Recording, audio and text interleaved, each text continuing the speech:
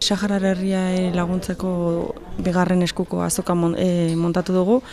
Bertan gauza asko aurki ditzakegu, heldu eta aurren arropa, jostailuak, etxean edukitzeko gauzak. Beraz, nahiko gauza desberdinak aurki daitezke. Hemen dauden gauza guztiak lagunek ematen dizkiguten gauzatak. Jendeari gauzak eskatzen dizkiogu eta gero jendeak ere ezagutzen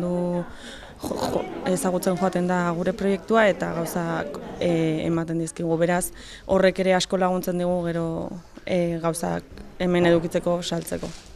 Atzo azoka montatu genuen, gaur hasi gara bertan gauzak saltzen eta igande goizera arte egongo gara, arratsaldean berriro jaso egin behar dugulako. Gaur 10:00etan hasi gara salmentarekin eta badago jendua poliki badator gerturatzen eta gauza desberdinak erosten, beraz ez gaude triste ere, pozik gaude dauden salmentekin oraingoz.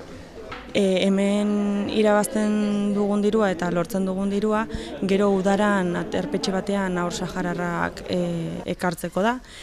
Aterpetxea Bilabonako apaizetxean dago eta han pasatzen dute haur batzuk udara. Gure helburua da 15 haur saharaui etortzea gure aterpetxera, geroz eta familia gutxiago daude eta guk ikusten dugu aterpetxea ere proiektu ona dela aurrak ere ona etortzeko eta han edukitzen ditugu hango bertako apaizetxean eta oso gustora biltzen gara. Garrantzitsua iruditzen zaigu hango aurrak ona etortzea, hango temperaturak oso altuak direlako eta edozein birus edo hartuta zaila izango litzatekelako han udara pasatzea. Hemen azkarrago pasatzen dute eta asko hobeto. Gainera medikuetara etortzeko ere aprobetxatzen dute eta egin behar dituzten ebakuntza edo espezialistak begiratu. Aprobetxatzen dugu hango aurrak ere jan ezin ditzaketen gauzak ere hemen hartzeko eta berriro ondo delikatuak ibiltzeko gutxienez 2 hilabete hauetan.